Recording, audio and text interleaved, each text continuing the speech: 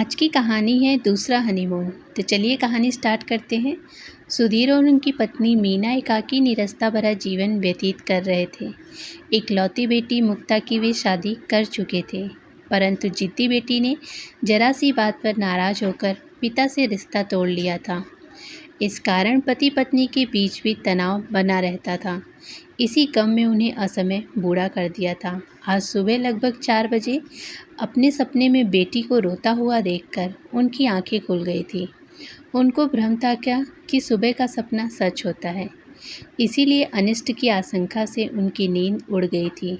वे पत्नी से बेटी को फ़ोन करने के लिए भी नहीं कह सकते थे, क्योंकि यह उनके आँख के आड़े आता। बेटी के जिद के और अड़ियल स्वभाव के कारण वे हमेशा डरे हुए रहते थे। एक दिन अवश्य ही वह तलाक का निर्णय करके लुटी पुटी यहाँ आकर खड़ी हो जाएगी। मीना, मेरा सिर दर्द हो रहा है, एक कप चाय बना दो। अभी तो सुबह के 6 बजे हैं। तुम्हारी लाडली को सपने में रोते हुए देखा है, तभी से मन घबरा रहा है। आपने उसके लिए कभी कुछ अच्छा सोचा है जो आज सोचेंगे?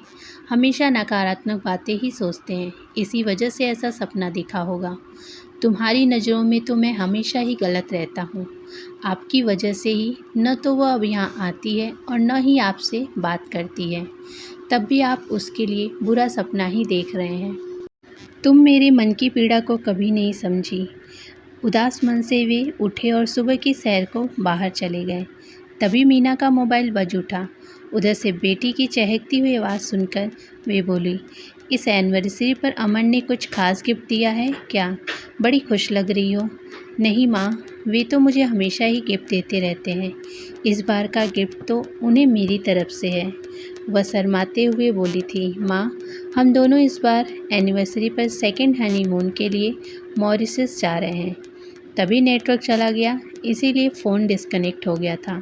मीना के दिल को ठंडक मिली थी। उनके मन को खुशी हुई थी कि देर ही सही, परंतु अब बेटी ने पति को पूरी तरह स्वीकार लिया है। पति से बेटी के हनीमून पर जाने की बात वे बताना चाह रही थी, लेकिन वे अपने रोज़मर्रा के कामों में व्यस्त हो गईं। रात के लगभग 10:30 बज रहे थे। सुधीर उन्नीदे से हो गए थे। तभी उनका मोबाइल घनाघन बज उठा। दामाद अमन का नंबर देख के चौंक उठे, लेकिन मोबाइल पर अमन के मित्र अंकुर की आवाज़ सुनाई दी। अंकल, अमन का सीरियस एक्सीडेंट हो गया है। उसकी हालत गंभीर है। उसे अस्पताल में भर्ती करवा दिया है। आप तुरंत आ जाइए। उनके हाथ से मोबाइल छूट गया था। सुधीर के सफ़ेद पड़े हुए चेहरे को देख के ही मीना को समझ में आ गया था कि ज़रूर कुछ अप्रिय घटा है। क्या हुआ? अमन की गाड़ी का एक्सीडेंट हो गया है। हम लोगों को तुरंत मुंबई के लिए निकलना है। अमन तो ठीक है ना? पता नहीं। तुम्हारी बेटी के लिए तो यह खुशी का क्षण होगा। जब से शादी हुई है उसने उन्हें एक भी दिन चैन से नहीं रहने दिया। सुबह जब वे ऑफिस के लिए निकले होंगे तो तुम्हारी बेटी ने अवश्य उनसे झगड़ा किया होगा। वे तनाव में गाड़ी चला रहे होंगे, बस हो गया होगा एक्सीडेंट। तुमसे मैंने कितनी बार कहा है कि अपनी बेटी को समझाओ कि पति की इज्जत करें। गोरे काले में कुछ नहीं रखा, लेकिन तुम भी अपनी लाडली का पक्ष लेकर मुझे ही समझाती रही। धैर्य रखो, अमन की इच्छाओं के समक्ष वह शीघ्र ही समर्पण कर देगी। मुक्ता कैसी होगी? उसका नाम मेरे सामने मत लो। आज तो वह बहुत खुश होगी कि अमन घायल क्यों हुए, मर क्यों नहीं गए। उस काले आदमी से सदा के लिए छुटकारा मिल जाता। ऐसा मत सोचिए, पहले मुक्ता को फ़ोन कर ले, पूरा हाल तो पता कर लीजिए। क्या मुझे उसने फ़ोन किया? उन्होंने अपने मित्र पंकज से अस्पताल पहुंचाने के लिए कहा और अपने पहुंचने की सूचना दी। मीना आखिर माँ थी, उनकी ममता व्याकुल हो उठी। उनके कान में उसके चहकते हुए शब्द सेकंड हनीमून गूंज रहे थे। उन्होंने बेटी को फ़ोन लगाकर अमन के एक्सीडेंट के बारे में पूछा। वह रोते रोते बुझे स्वर में बोली थी, उनकी हालत गंभीर है। उन्हें इंसेंटिव केयर यूनिट में रखा गया है। खून बहुत बह गया है, इसीलिए उनके ब्लड ग्रुप के खून की तलाश हो रही है। गुमसुम असहाय मीना अतीत में खो गई थी। उनकी शादी के कई वर्षों बाद बड़ी कोशिशों के बाद उन्हें इस बेटी का मुंह देखा था, सुंदर इतनी कि छूते ही मैली हो जाए। लाड प्यार के कारण बचपन से ही वह जिद्दी हो गई थी, लेकिन चूंकि पढ़ने में बहुत तेज थी, इसीलिए सुधीर ने उसे पूरी आज़ादी दे रखी थी। मुक्ता के मन में अपनी सुंदरता और गोरे रंग को लेकर बड़ा घमंड था। बचपन से ही वह काले रंग के लोगों का मजाक बनाती और उन्हें अपने से हीन समझती। उसके मन में अपने लिए श्रेष्ठता का अभिमान था, जिसकी वजह से उन्होंने उसे कई बार डांट भी लगाई थी और सजा भी दी थी। समय को तो पंख लगे होते हैं। वह बीटेक पूरा करके घर आ गई। मन ही मन उसकी शादी के सपने बुन रही थी, परंतु बेटी मुक्ता एमबीए करना चाहती थी। इसके लिए सुधीर तो तैयार भी हो गए थे, परंतु मीना पहले उसकी शादी करने के पक्ष में न थी। उसकी इच्छा को देखते हुए एमबीए कर लेने के बाद ही शादी कर विचार करने का अंतिम निर्णय ले लिया गया। परंतु वे कुछ दिन से देख रही थी, उसकी चंचल और शौक बेटी चुपचाप रहती थी। उसके चेहरे पर चिंता और परेशानियों के भाव दिख रहे थे। वह फ़ोन पर किसी से देर तक बातें किया करती थी। उस दिन उन्होंने उससे प्यार से पूछने की कोशिश की थी, क्या बात है? नो मैम, कोई समस्या नहीं है, ऑल इज़ वेल। मुक्ता के चेहरे से स्पष्ट दिखाई पड़ रहा था कि वह सफ़ेद झूठ बोल रही है। मन में शक का कीड़ा बैठ गया था, क्योंकि मुक्ता अपने फ़ोन को एक क्षण के लिए भी अपने से अलग नहीं करती थी और उनके छूते ही वह चिल्ला पड़ती थी। एक रात जब वो गहरी नींद में सो रही थी, तो चुपके से उन्होंने फ़ोन को उठाया। देखा तो उसी फ़ोन ने उनके सामने सारी हकीकत बयां कर दी। एहसान माई लाइफ, उसके साथ सेल्फी, फ़ोटोग्राफ, ढेरों मैसेज देख के घबरा उठी थी। अंतरंग क्षणों की भी तस्वीरें मोबाइल में कैद थी। प्यार में दीवानी बेटी धर्म परिवर्तन करके उसके साथ शीघ्र ही निकाह करने वाली थी। उसी क्षण उन्होंने पति को सारी बातें बताई तो उन्होंने बेटी को डांट डपट कर आत्महत्या की धमकी देकर बिना किसी विलंब के अपने मित्र के बेटे अमन के साथ उसका रिश्ता पक्का कर दिया था। उन्होंने एक हफ्ते के अंदर ही शादी पक्की कर दी। उन्होंने एक बार पति से कहा भी था, जल्दीबाजी मत कीजिए, बेटी को संभलने का मौका तो दीजिए। लड़के का रंग बहुत काला है, अपनी मुक्ता उसके साथ खुश नहीं रह पाएगी। वे नाराज हो उठे थे। तुम सब तुम्हारे लाड प्यार का नतीजा है। यदि उसे मौका दिया तो निश्चय ही तुम्हारी लाडली धर्म परिवर्तन करके उसकी जीवन सहचरी बन कुरान की आयतें पढ़नी शुरू कर देगी। वे सहम कर चुप हो गई थी, परंतु उनकी आंखें डबडबा उठी थी। पिता के क्रोध और धमकी के कारण मुक्ता ने उनके समक्ष समर्पण कर दिया था। स्पष्ट रूप से विरोध तो नहीं किया था, परंतु उसके नेत्रों से अश्रु निरंतर झरते रहे थे। बेटी के मन की पीड़ा की कसक से मजबूर उनकी आंखों में भी आंसू उमड़ते रहे थे। जयमाल और विवाह मंडप में मुक्ता के चेहरे पर विरक्ति व घृणा के भाव थे। तो अमन सुंदर अर्धांगिनी को पाकर गर्व से फूला नहीं समा रहा था। उसका चेहरा गर्व से प्रदीप्त हो रहा था, तो मुक्ता निर्जीव पुतले के मान चुप थी। अमन मुंबई आईआईटी का गोल्ड मेडलिस्ट था। मुंबई में उसका अपना फ्लैट था। 30 लाख रुपए उसका सैलरी पैकेज था। उसने हनीमून के लिए मॉरिशस का पैकेज लिया हुआ था। मॉरिशस की हरी भरी सुंदर वादियों में भी वह अपनी पत्नी के चेहरे पर मुस्कुराहट लाने में कामयाब न हो सका था। मुक्ता खुश रहने के लिए उसके हर संभव प्रयास असफल रहे थे। मुक्ता चाह रही थी कि वह उसकी हरकतों से परेशान होकर उसे अपनी माँ के यहाँ जाने को कह दे, ताकि उसके पापा के उसके साथ जो अन्याय किया उसका परिणाम उन्हें भुगतना पड़े। फिर वह अपने प्रियतम एहसान की बाहों में चली जाएगी। एक दिन वह बोला था, मुक्ता क्या तुम्हें यहाँ पर आकर अच्छा नहीं लगा? तुम्हारा सुंदर प्यारा सा चेहरा हर समय मुरझाया रहता है। वह तपाक से बोली थी, हाँ बिल्कुल भी अच्छा नहीं लगता, क्योंकि मैं तुमसे प्यार नहीं करती। तुमसे पहले मेरी ज़िंदगी में कोई दूसरा जगह ले चुका है। होता है मुक्ता, प्यार किसी से किया नहीं जाता बल्कि हो जाता है। फिर तुम तो इतनी खूबसूरत परी हो, जिसको तुमने प्यार किया होगा वह भी बहुत सुंदर होगा, और तुम्हारी सुंदरता पर तो कोई भी अपनी जान कुर्बान कर सकता है। वह सोचने लगी, यह इंसान किस मिट्टी का बना हुआ है। इसके चेहरे पर न तो कोई क्रोध है न कोई आक्रोश। आपने भी तो अपने कॉलेज के दिनों में किसी न किसी से प्यार किया होगा। मेरा या आप सुनी काला चेहरा देखकर भला मुझसे कौन इश्क करेगा। मैं तो बहुत खुश हूँ जो मुझे तुमसे सुंदर पत्नी मिली। मैं तो तुम्हारे लिए अपनी जान भी दे सकता हूँ। मैं किसी दूसरे को पहले से प्यार करती थी। यह जानकर आपको बुरा नहीं लगा? बुरा लगने की भला क्या बात है? तुम अकेली थी, आज़ाद थी। किसको चाहो, किसको न चाहो, यह तुम्हारी व्यक्तिगत फैसला था। शादी मुझसे हुई है, इसीलिए मेरी पत्नी हो। मैं तो केवल यही जानता हूँ, तुम बहुत ही खूबसूरत हो और इसलिए मैं अपने पर इतरा रहा हूँ। वह उसे अंट-संट बोलती, वह प्रताड़ित करने के अवसर खोजती रहती, खाली समय में अपने एहसान के ख्यालों में खोई रहती। सुधीर को मुक्ता का जल्दी-जल्दी आना-जाना नहीं अच्छा लगता। एक दिन पत्नी से बोले, अपनी लाडली को समझाओ, पति के घर में रहने की आदत डाले। वह तो समय अच्छा है कि हमें इतना अच्छा दामाद मिला है, जो उसकी हर इच्छा को पूरी करता है। मैं तो यही चाहता हूँ कि अमन के प्यार को समझे। आपने अपनी बेटी के प्यार को समझा था, आपको उसकी हर बात से परेशानी है। पहले आपने बिना उसकी रजामंदी की शादी करवा दी, अब आप चाहते हैं कि वह तुरंत उसे अपना ले, जबकि आप अच्छी तरह से जानते हैं कि बचपन से ही काले रंग के लोगों से वह नफरत करती है। आपको याद नहीं, पहले मैं भी तो जल्दी जल्दी मायके जाने की जिद करती थी। उसको समय दीजिए, वह अमन के प्यार की कद्र करने लगेगी। मैं भी तो यही चाहता हूँ कि वह पति के प्यार को समझे, उसे इज्जत दे और प्यार भी करे। वे नाराज हो उठे थे। ठीक है, तुम उसे सह देती हो। जब शादी टूट जाए, तब दोनों के बीच तलाक हो जाए, तो मेरे कंधे पर सिर रखकर मत रोना कि अब क्या करूं। समाज में सबके सामने मेरी इज्जत खराब हो गई। तुम ही तो उस दिन कह रही थी कि मीता भाभी कह रही थी कि क्या बात है, मुक्ता की पति से बनती नहीं है क्या? ऐसा नहीं होगा। लोगों को तो आदत होती है दूसरों के फटे में टांग अड़ाने की। मुक्ता कमरे के बाहर से सब बातें सुन रही थी।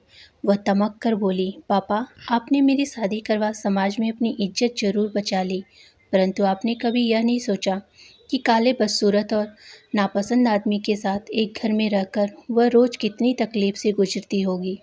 आपने हमेशा अपने बारे में सोचा, समाज क्या कहेगा, यह सोचा। मेरे प्यार, मेरी चाहत और मेरे जख्मों के बारे में कभी नहीं सोच पाए। आप स्वार्थी हैं। यदि मेरे बार बार आने से आपकी समाज में बदनामी होती है, तो अब मैं नहीं आऊँगी। आपसे आज से मैं रिश्ता तोड़ती हूँ। वह नाराज होकर चली गई थी। उसके बाद से मुक्ता ने तो कभी उनके पास आई, न ही अपने पापा से कभी फ़ोन पर बात की। उसका जीवन निरुद्देश्य था। वह टीवी सीरियल से सिर फोड़ती या अपने फ़ोन पर उंगलियां चलाती और सबसे थक हाक कर वह अमन को कोसना शुरू कर देती। उफ, मुझे इस आपसूनी अफ्रीकन से मुक्ति दे दो। वह मन ही मन सोचती रहती, इसका एक्सीडेंट क्यों नहीं हो जाता, यह मर क्यों नहीं जाता। अमन सुंदर पत्नी के प्रेम में पागल ऑफिस से बार बार उसे फ़ोन करता रहता। उसका दिल हर समय डरता रहता कि जब वह ऑफिस से शाम को घर लौटे तो कहीं वह घर से नदारद होकर अपने प्रेमी के बाहों में न पहुंच चुकी हो। जब कभी वह ऑफिस से रात में देर घर से आता तो वह पूछ लेता, मुक्ता, मैं देर से आता हूँ तो तुम परेशान हो जाती होगी। हमेशा वह तपाक से बोली, भला मैं क्यों परेशान होंगी, जाना चाहो तो हमेशा के लिए जा सकते हो। वह क्षण उसके लिए अंत पर चोट पहुंचाती। वह अब नाराज होगा, परंतु वह अपना हौसला नहीं छोड़ता। उसके चेहरे पर हल पर मुस्कुराहट बनी रहती। कुछ दिनों बाद एक दिन वह बोला, मुक्ता, तुम दिन भर घर से बोर हो जाती हो, इसीलिए मैंने तुम्हारे लिए एक जॉब की बात की है। तुम घर से निकलोगी तो वहाँ 4 लोगों से मिलना जुलना होगा, तो तुम्हें अच्छा लगेगा। तुम्हें दिन भर की बोरियत से छुटकारा मिलेगा। आज एक पल को वह सोचने को मजबूर हो गई थी कि यह आदमी उसके बारे में कितना सोचता है। वह बचपन से ही शिक्षा कार्य से जुड़े रहने का सपना देखती रहती थी, परंतु दिखाने के लिए एहसान जताते हुए वह बोली थी, अब आपने बात कर ली है तो ठीक है, चलिए मैं इंटरव्यू दे दूंगी, केवल आपकी इच्छा पूरी करने के लिए। आज वह एक अरसे बाद ढंग से तैयार हुई थी। आईने में अपनी ही अक्ल को देखकर वह अपनी सुंदरता पर रीझ उठी थी, परंतु अपने साथ अमन को देखकर उसका मूड खराब हो गया था। अमन भी अपने को नहीं रोक पाया था और हिचकिचाहट के साथ उसके माथे पर प्यार की मुहर लगाते हुए बोला था, मुक्ता, तुम सच में मुझे मुक्त कर देती हो। आज वह नाराज होने की जगह शर्मा गई थी। शादी का 1 साल पूरा हो चुका था। उसे अब अमन की आदतें भाने लगी थी। वह कॉलेज जाने लगी थी, वहाँ जाकर वह खुश रहने लगी थी। वह अमन के साथ हंसकर बातें भी करने लगी थी। एक शाम वह बिना बताए उसे लेने के लिए कॉलेज पहुंच गया था। उस समय वह अपने साथियों के साथ किसी बात पर जोर जोर से ठहाके लगाकर हंस रही थी। उसको देखते ही वह गंभीर हो चुकी थी और बुरा सा मुंह बनाकर बोली थी, क्यों, मुझे चेक करने आए थे? ऐसा क्यों कह रही हो? आज तुम्हारा बर्थडे है, इसीलिए सुबह ही तो शॉपिंग की बात हुई थी। आज खाना भी बाहर ही खा लेंगे। Okay okay. शॉपिंग के नाम से उसकी आंखें चमक उठी थी। बहुत दिनों बाद आज उसने कई सारी ब्रांडेड ड्रेस पसंद कर ली थी और ट्रायल रूम में पहनकर अमन को दिखा रही थी। कैसी लग रही हूँ? फिर वह बोली थी, बिल ज़्यादा हो गया हो तो ड्रेसेस कम कर दो। प्रसन्नता से अभिभूत अमन बोला था, नहीं नहीं, दो चार और लेनी हो तो ले सकती हो। एक लाल रंग की ड्रेस उठाकर हाथ में वो बोला, यह वाली तुम पर बहुत फवेगी, यह मेरी तरफ से ले लो। वह खुश होकर बोली थी, अरे इस पर तो मेरी नज़र ही नहीं पड़ी थी। सच में यह तो सबसे अधिक सुंदर ड्रेस है। आज पहली बार उसने अमन को प्यार भरी नज़रों से देखा था। मुक्ता, इसी तरह मुस्कुराती और खुश रहा करो, तुम बहुत सुंदर लगती हो। समय के अंतराल में दोनों के बीच की दूरियां को कम होने लगी थी। अब वह अमन को स्वीकार करने लगी थी। दोनों के बीच पनपते हुए रिश्ते का फल मुक्ता के जीवन में अंकुरित होने लगा था। नवजीवन की सांसों की अनुभूति से अमन के प्रति वह समर्पित अनुभव करने लगी थी। उसके प्रति क्रोध और नफरत के स्थान पर प्यार पनपने लगा था। अमन पापा बनने वाला था, यह जानकर चमत्कृत था। उसकी खुशी का ठिकाना नहीं था। उसने तो मुक्ता के पांवों तले फूल बिछा दिए। उसकी दीवानगी ने सारी सीमाएं पार कर दी थी। उस समय उसने मीना को उसकी देखभाल के लिए बुलाया था। मीना बेटी के पास आई तो अमन की मुक्ता के लिए दीवानगी और प्यार देखकर गदगद हो उठी थी। उन्होंने मुक्ता को बताया कि एहसान शादी करके अपने जीवन में आगे बढ़ चुका है, इसीलिए अब उसे भी कसम खानी पड़ेगी कि वह अमन के साथ प्यार व इज्जत के साथ रहेगी। यद्यपि कि वह भी अमन से प्यार करने लगी थी, परंतु आदत के अनुसार पति के सामने आते उसकी जुबान कड़वाहट उगलने लगती थी।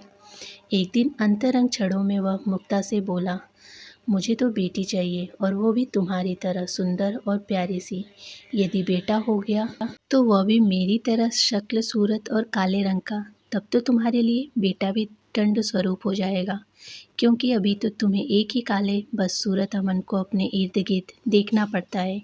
यदि बेटा भी ऐसा हो जाएगा तब तुम्हारे चारों तरफ बस सकल कुरूप का जमावड़ा हो जाएगा, और तुम्हारे लिए इससे बड़ी सज़ा अन्य कुछ हो ही नहीं सकती। मुक्ता द्रवित हो उठी थी। उसने उसके मुंह पर अपना हाथ रख दिया था। प्लीज़ मेरी गलतियों के लिए मुझे माफ़ कर दो। समय अनुसार उसकी गोद में उसकी हमशक्ल परी बेटी आ गई। मीना बेटी को समझा बुझाकर लौट गई थी। एक दिन अमन को बहुत जोर का बुखार आ गया था। वो बेहोशी में भी मुक्ता मुक्ता पुकार रहा था। उसकी बिगड़ती हालत देखकर आज वो पहली बार अपने को असहाय अनुभव कर रही थी। वह डॉक्टर को फ़ोन करते ही अमन के लंबे जीवन व स्वास्थ्य की कामना करने लगी थी। अब वो अमन को दिल से चाहने लगी थी। जिस काले बदशक्ल व्यक्ति से वह नफरत करती थी, वही अब उसके लिए सब कुछ बन चुका था। ऑफिस से आने पर उसे जरा भी देर होती तो वह पल भर में उसे फ़ोन करती रहती। एक दिन वह अमन से बोली, अमन, मैंने तुम्हारा हनीमून बर्बाद कर दिया था और उसके बाद भी मैंने तुम्हें बहुत परेशान किया, इसलिए मैं अब दोबारा उन्हीं पलों को उन्हीं जगहों पर जीकर एक नई शुरुआत करना चाहती हूँ। ओके डियर, अपनी छुट्टी के लिए अप्लाई कर दीजिएगा। मैंने आपको सरप्राइज़ देने के लिए सब कुछ बुकिंग करवा ली है। हर्षाती रेख में अमन उसे बाहों में भरकर अपने प्यार की मुहर लगाकर हनीमून के बारे में सोचते हुए तेज़ी से ऑफिस के लिए निकल गया था। उसी रात हुए इस हादसे से मुक्ता की मनोस्थिति जड़वंत हो गई थी। वह निरुद्देश्य निराधार आयुषी के बाहर चहलकदमी कर रही थी। सुधीर और माँ मीना को देखते ही वह अपने पापा के कंधे से लिपटकर विकल विकल कर रोने लगी थी। वह अस्फुट शब्दों से बोली, पापा प्लीज़ मेरे अमन को बचा लीजिए। अभी तो मैंने उसे प्यार करना शुरू ही किया था। मुझे उसके साथ हनीमून पर जाना है। सुधीर स्वयं को संभाल नहीं पा रहे थे। वे भी रोते रोते बोले, कुछ नहीं होगा तेरे अमन को। तेरा प्यार जो उसके साथ है। सिसकियों के साथ संज्ञा शून्य होते उसके मुंह से हनीमून पर जाना है निकल रहा था। वहाँ खड़े सभी लोगों की आंखों से बरबस आंसू निकल पड़े थे। तो फ्रेंड्स, कैसी लगी कहानी कमेंट बॉक्स में कमेंट करके ज़रूर बताइएगा। कहानी पसंद आई हो तो वीडियो को लाइक शेयर एंड चैनल को सब्सक्राइब जरूर कीजिएगा। धन्यवाद।